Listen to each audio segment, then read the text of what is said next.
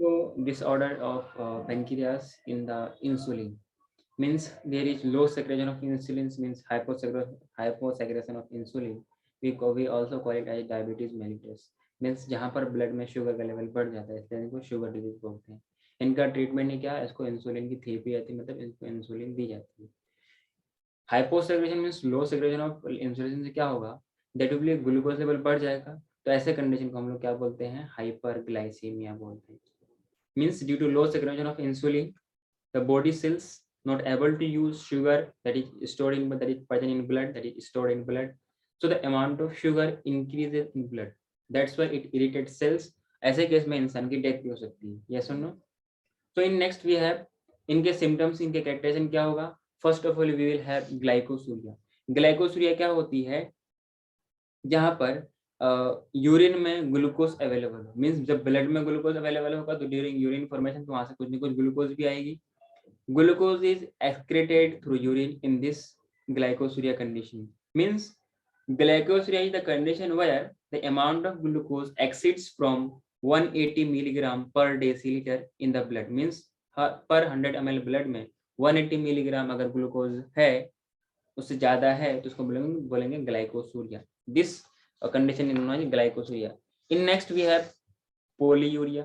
Polyuria is it is the condition where the amount of water increases in urine, means the interval of urination will be decreases। Mean जैसे मान लो अभी urine करके आया, फिर बैठा ही नहीं था कि फिर दोबारा यूरिनेशन आ गया, तो ऐसे पेशेंट को एक पैकेट, एक पाउच दी जाती है जो कंटिन्यूसली उसमें वो यूरिनेट करते रहते हैं। अदरवाइज वो जो भी जैसे भी रहते हैं, उनका बिस्तर है, जो कपड़ा है, जो गंदे होते रहेंगे। तो इन सबको चीजें बचाने के लिए, क्योंकि वहां पर वो अपना कंट्रोल, जो यूरिनेशन का कंट्रोल है वो खो बैठता है और वो उनके कंट्रोल में रहता नहीं। इसलिए बार बार यूरिनेशन आती है, बार बार वॉशरूम जा नहीं पाएगा, इसलिए क्या करता है, उनको एक पाउच, एक बैग उनके साथ अटैच की जाती है। In next we have polydipsia. Polydipsia is a condition, it is due to वही कि low secretion of insulin, hyposecretion of insulin due to excess excretion of urine, means urination will occur at short interval. It will occur at a short interval, means the probability of dehydration is enhanced, means dehydration की मतलब water की कमी हो जाएगी तो उसको बोलते हैं dehydration। ऐसे कंडीशन में patient will feel too much thirst. इसी कंडीशन को हम लोग क्या बोलते हैं, पॉलीडिप्सिया बोलते हैं। क्या बोलते हैं, पॉलीडिप्सिया। नेक्स्ट है पॉलीफेजिया, जहां पर उसको अगर बहुत थर्स्ट लगे, too much thirst, that we call as polydipsia. बहुत हंगर लगे, टू मच हंगरी, तो it means polyphagia. If there is formation of ketone bodies in urine, that we call as ketonuria, means excretion of toxic ketones। As we know, ketone bodies are toxic substance that it has to be removed out from the body। इस तरीके से अगर ketone bodies का formation होगा और वो urine के through निकल जाएगा, उसको बोलेंगे हम लोग कीटोन्यूरिया बोलेंगे। As a combined effect of ketoacidosis, dehydration, hyperglycaemia may cause diabetic coma, the patient becomes unconscious, even it may die। Next, insulin hormone is given to the patient by injection, that is subcutaneously under the skin। In this disease, insulin can given orally is not effective, क्योंकि उसमें उनका क्या हो जाता है, digestion हो जाता है। Because it gets digested in the alimentary canal like other proteins। Yes, this is the hyposecretion of insulin। We have hypersecretion of insulin।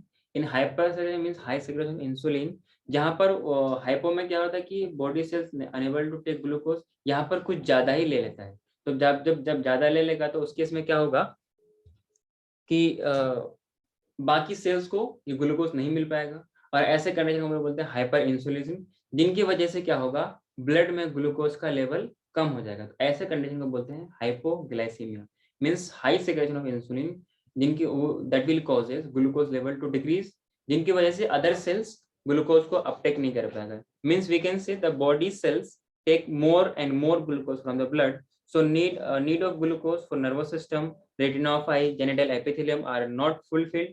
As a result, the patient loses its reproductive power and even sight, क्योंकि उसको energy चाहिए और वो glucose रहेगा नहीं तो energy मिल नहीं पाएगा।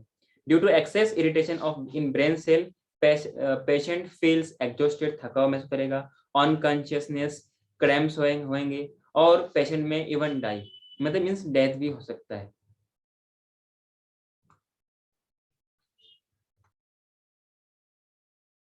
So in next we have glucagon. It is the hyperglycemic factor. It is the hyperglycemic factor which will work against insulin secreted by alpha cells, as you know, antagonistic to insulin, and it stimulates gluconeogenesis in liver, means in hepatocyte. Liver कैसे बोलते हैं hepatocyte. It stimulates lipolysis in fat of fat in fatty tissue. means क्या करेगा कि ये glucose के level को बढ़ाएगा, मीन्स ग्लूकोज का फॉर्मेशन करवाएगा, ब्लड पे ग्लूकोज लेवल बढ़ाएगा, लिपिड्स को ब्रेक डाउन करेगा, वहां से ग्लूकोज का फॉर्मेशन होएगा।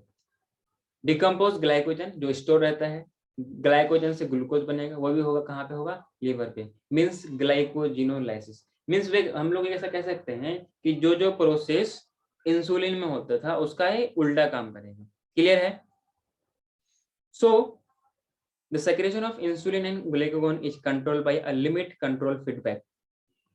When the amount of sugar in blood increases, then insulin will be secreted by beta cells. As a result of it, when the amount of glucose is reduced, और insulin क्या करेगा, cell को Uptake करवाता है glucose को, ठीक है। जैसे ही अमाउंट डिक्रीज हो जाएगा reduce glucose reduce in blood, then glucagon is secreted by alpha cells. इस तरीके से ये काम चलता रहता है और इस तरीके से ये सारा मैकेनिज्म होता है। Thank you.